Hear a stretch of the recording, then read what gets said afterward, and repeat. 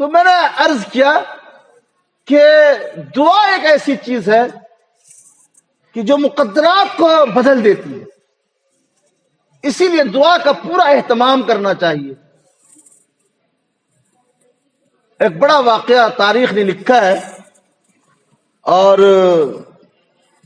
مسند احمد کی روایت ہے، حدیث نمبر 9241 ہے کہ آپ کو معلوم ہے کہ حضرت ابراہیم علیہ السلام کو اللہ تعالیٰ نے عراق میں پیدا فرمایا تھا، اور آپ نے عراق سے شام کا سفر فرمایا۔ تو عراق اور شام کے درمیان ایک ملک آتا تھا مصر کا۔ مصر کا جو بادشاہ تھا وہ بہت بد چلن تھا اور بد کردار تھا، نہایت ہی بد چلن اور بد کردار تھا۔ ادھر سے گزرنے والا کوئی بھی جوڑا جو شادی شدہ ہو تو اسے وہ معلوم ہوتا ہے کہ فلاں کے ساتھ فلاں کی بیوی جا رہی ہے، تو وہ راستے کو روک لیا کرتا تھا اور راستے کو روک کر کے قافلے کو الگ کر دیتا اور جو بیوی ہوتی اس کے ساتھ بد چلنی اور بد کرداری کا معاملہ کرتا تھا۔ تو حضرت ابراہیم علیہ السلام جب عراق سے ملک شام کے لیے سفر شروع فرمایا تو آپ کے ساتھ آپ کی بیوی حضرت سارہ بھی تھی، اور یہ بات معلوم حضرت ابراہیم علیہ السلام کو تھی کہ مصر کا بادشاہ بد چلن ہے، اور اگر یہ معلوم ہو جائے کہ فلاں کی بیوی ہے تو اس کے ساتھ بدسلوکی کرتا تھا وہ۔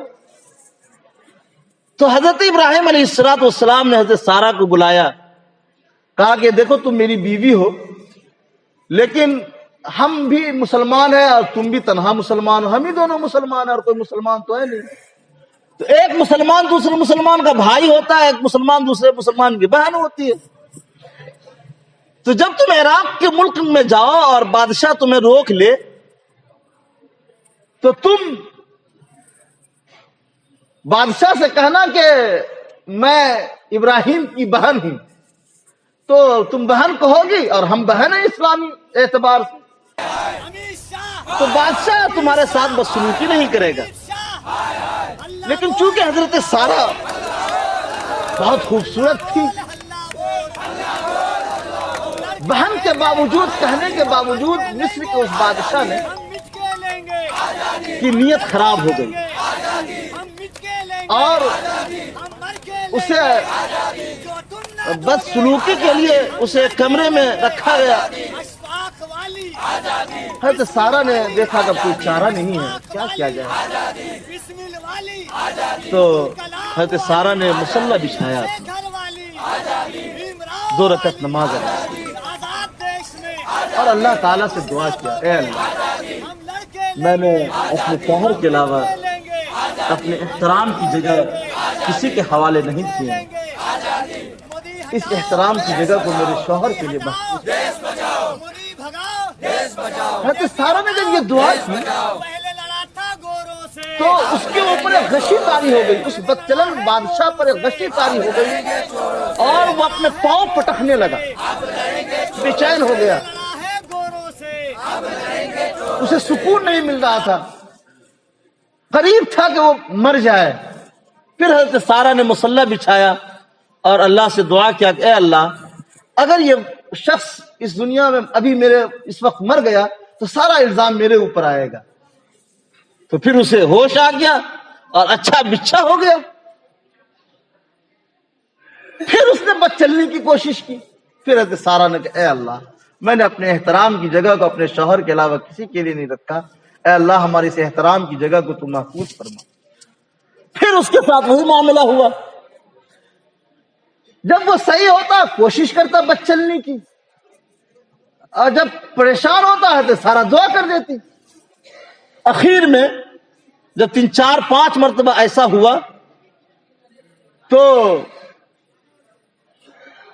اس بادشاہ نے اپنے لوگوں کو بلایا کہ بھائی تم نے جنات اور بھوت ہمارے کمرے میں بھیج دیا ہے، کیا تم نے بھیج دیا؟ کوئی لڑکی کوئی عورت ہے؟ اسی لیے اسے باہر کرو یہاں سے۔ تو عرض یہ ہے کہ دعا ایک ایسی چیز ہے کہ جو انسان کی مصیبتوں کو اور انسان کی پریشانیوں کو دور کرتا ہے۔ پھر حضرت ابراہیم علیہ السلام حضرت سارہ کے ساتھ آپ نے سفر کا آغاز فرمایا۔ تو ہمیں اللہ کے سامنے زندگی کی عافیت کے لیے دعا کا بھی اہتمام کرنے کی ضرورت ہے۔ اس وقت ملک میں اسباب کے درجے میں جو احتجاجات ہو رہے ہیں وہ لائق احترام ہے، اس سے بڑھ کر اور کوئی کام نہیں ہو سکتا، اور اس وقت اسی چیز کی ضرورت ہے، لیکن ساتھ ساتھ ہم سب لوگ دعا کا اہتمام کریں، اس کی کوشش کریں۔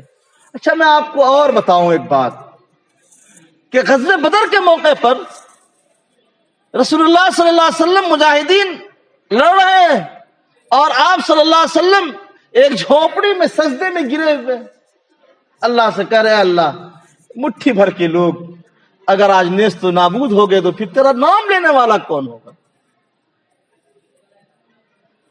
حضور اکرم صلی اللہ علیہ وسلم نے دعا کا اہتمام فرمایا۔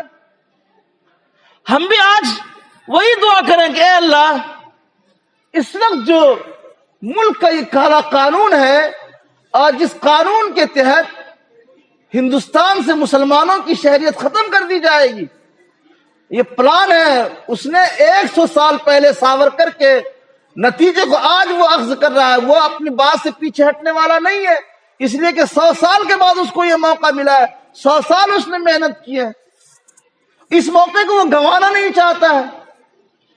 جب آپ گنوانا نہیں چاہتے تو ہم آپ کو موقع نہیں دینا چاہتے۔